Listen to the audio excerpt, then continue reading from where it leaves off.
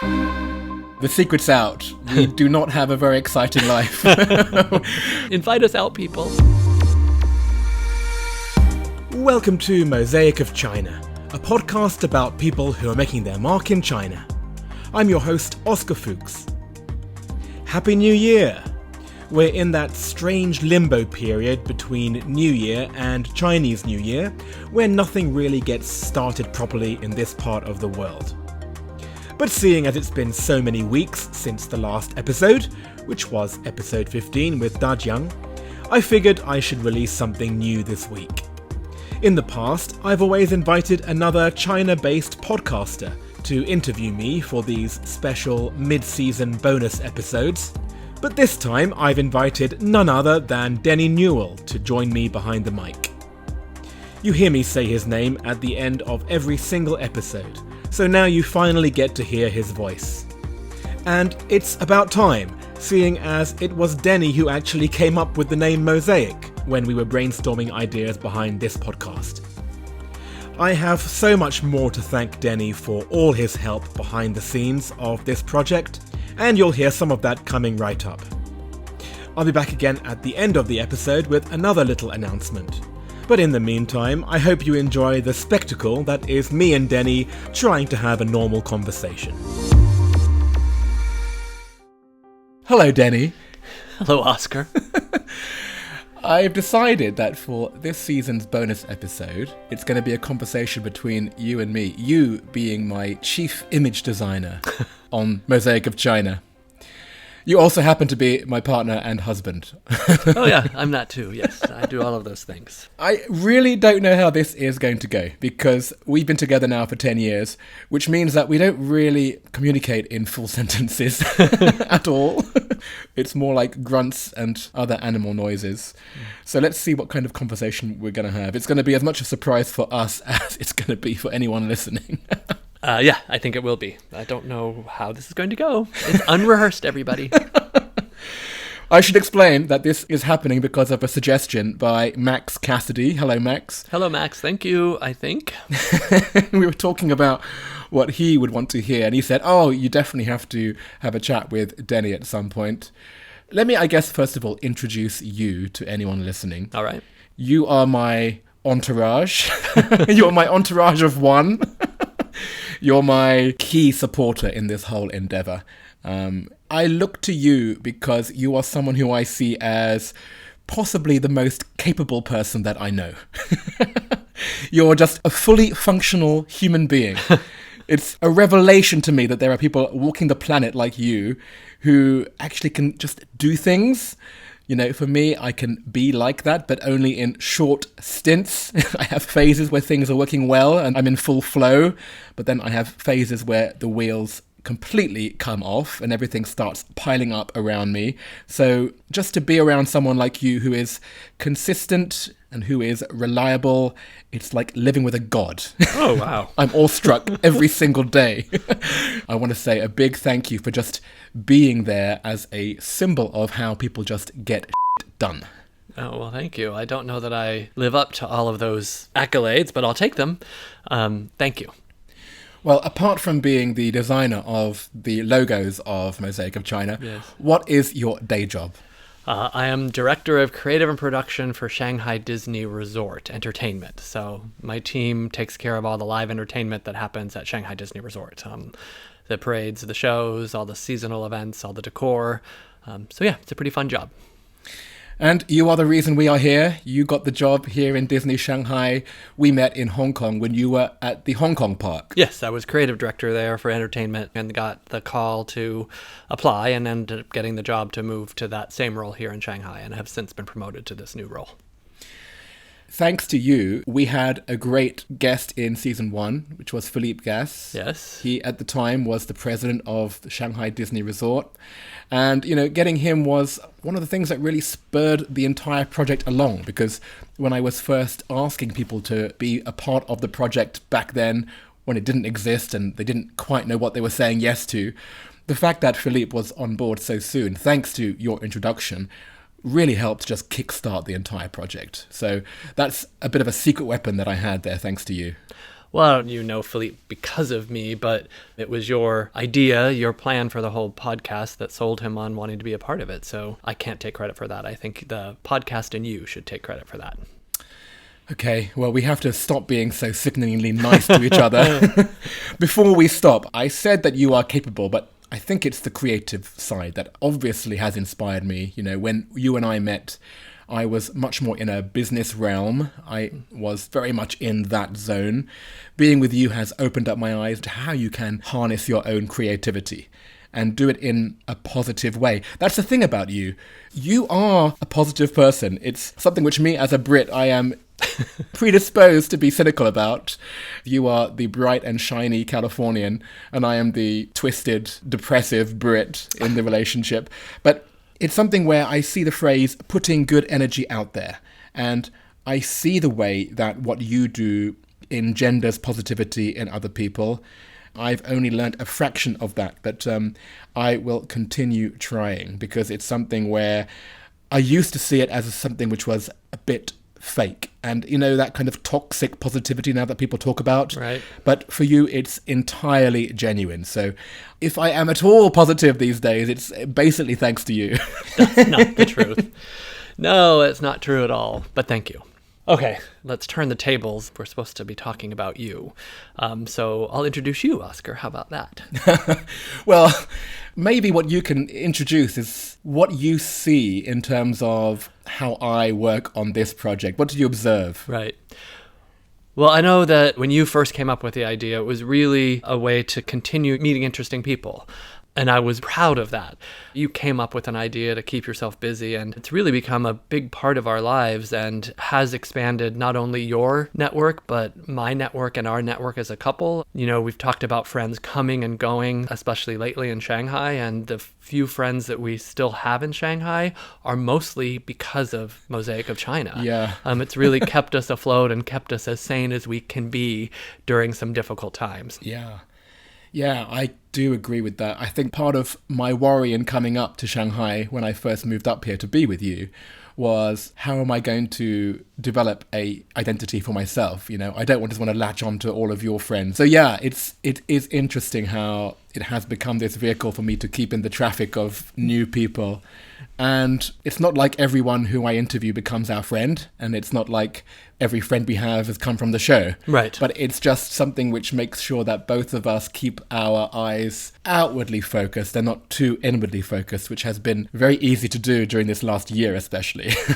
Definitely. I do think it kept us sane in that regard and helped us expand our friend circle beyond where we probably would have done it without it. Definitely. Yeah. Well, the other thing we wanted to talk about is you and I just got back from our first trip out of the Chinese mainland in almost 3 years, back to the States for me, and we saw some of your family as well. So how would you describe your feelings about that trip? Like, what does it mean to you? What was it like? I mean, at the beginning, it was like, what the hell? Like, when we left, it was when things were very unstable down our street. Mm-hmm. And so we figured, you know what, we've waited 3 years for this trip. Let's not leave it to any chance. Let's just bring the trip forward, and we were out. Right. Because things changed so quickly. I mean, that probably is my answer to you. The feeling I get from that trip now is, it's a reminder about how fast things change in China. Right. Because 2 or 3 weeks into our month-long trip, people were asking us about what it's like on the ground in China. And by that time, we basically had to say what we didn't know. Right. Because we left China and it was still zero COVID. And as we've been away, it's suddenly all changed. And we're now in a situation where everything is upside down again. Mm-hmm. The trip itself was, of course, great. We overindulged. We basically overdid it for 4 weeks. Now we're on a strict diet, trying to get back into our routines. Now that we're back, it makes me think about what is the theme of last year, because it does feel like the close of the year is a watershed moment in China. In the past, this bonus episode has always had a title. Mm-hmm. In season 1, it was Community. That was where I was thinking, is Mosaic of China a community? Mm-hmm. And then last season, it was more about connectivity. Right. It's not necessarily a community, but we are all connected in some way. When I was thinking about what word would encapsulate our experience from this first half of season 3, I think the word that comes to mind is codependency. Yes. That's what it's been like personally, where in our hardest moments, you were focused on certain things that you could do to help. I was focused on other things, and there was this symbiotic relationship, which you could call codependency. Right. If you look at the word itself, it's not a good thing, because we should really be more independent. But we were thrust into this kind of codependency. And if I expand that, that's kind of how it has felt with this rump of international people who are left from these times here in China. We have been through a lot these last 2.5 to 3 years. And I do feel that we have this kind of codependency together, where we're reliant on each other. And we made it through together. We made it through together. We all have similar stories. That in itself is kind of nice. And now that things are going to open up, it's completely perverse, but part of me is going to miss that. Yes. It is bizarre, because we've been wanting China to open up. It's been the dream.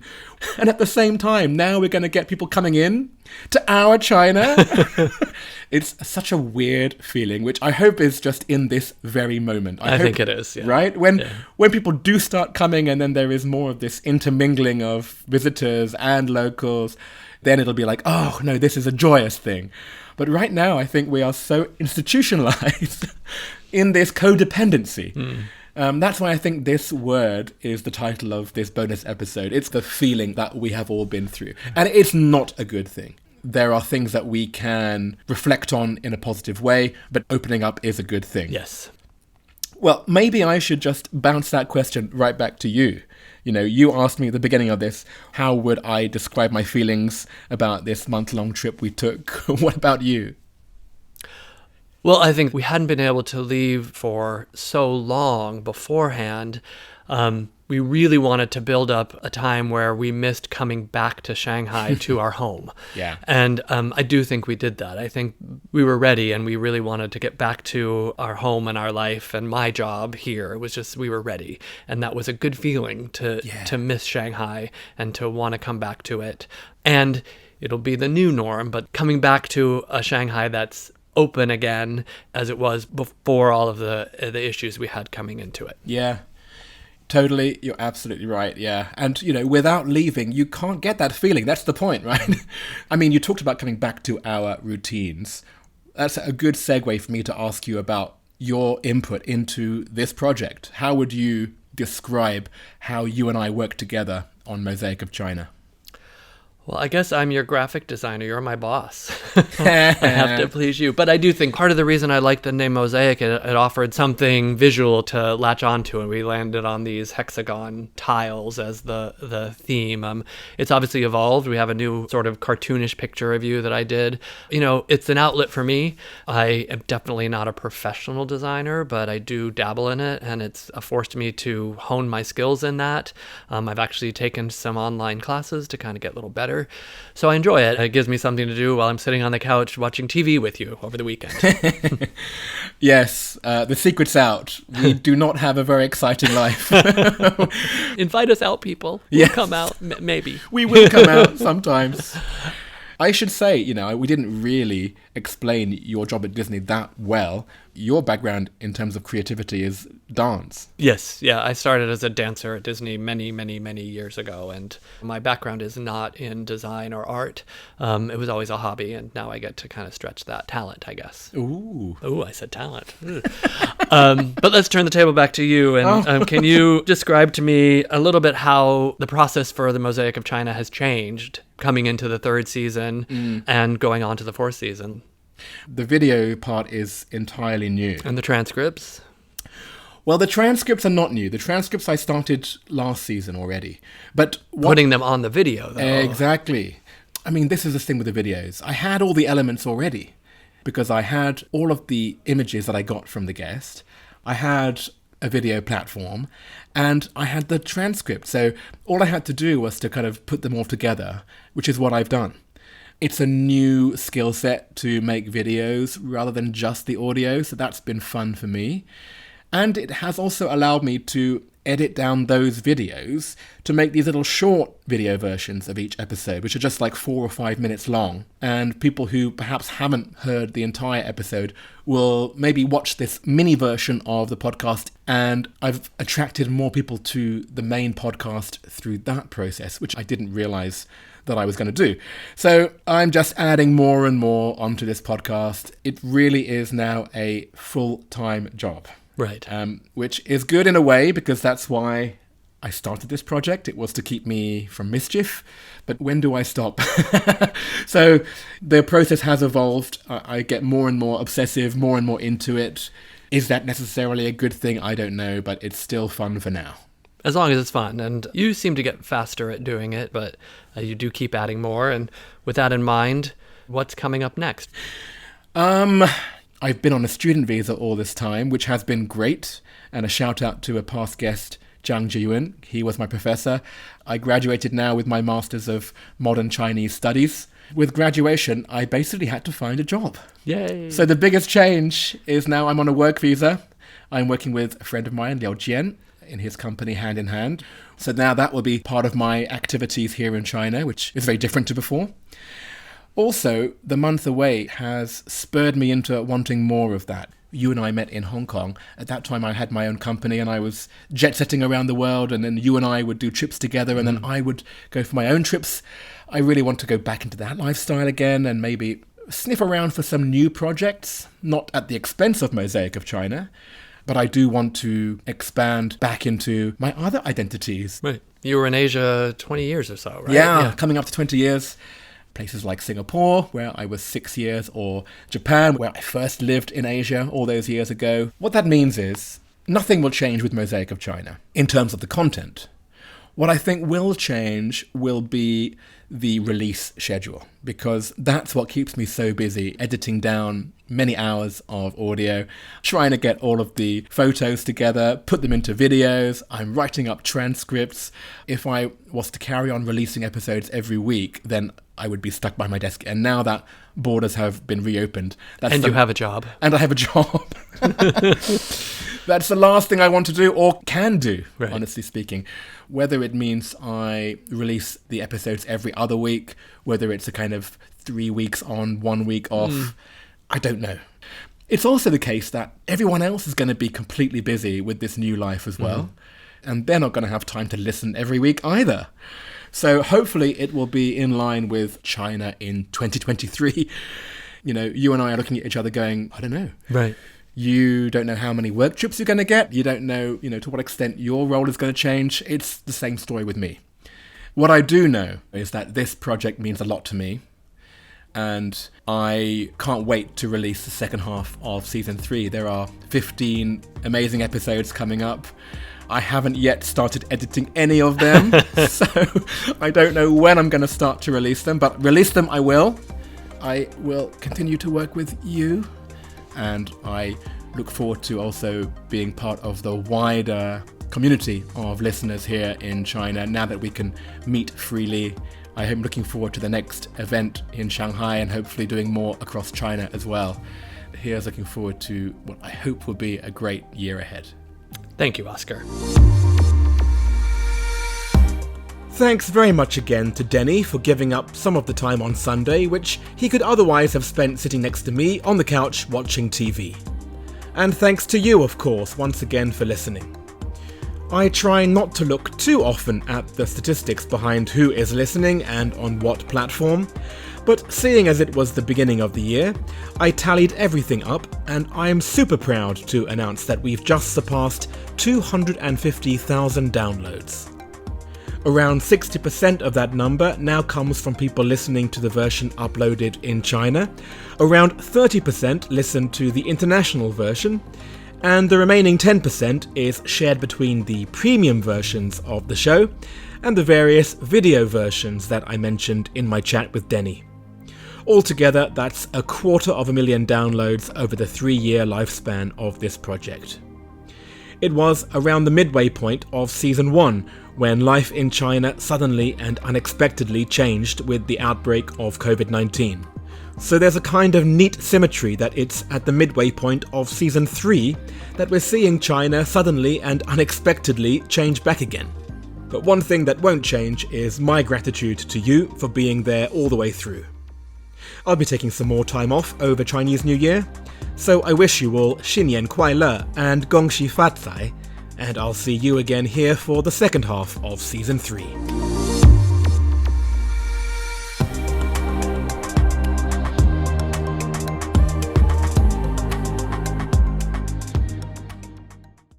Is that okay with you? Well, I guess we'll find out in the edit. Yeah.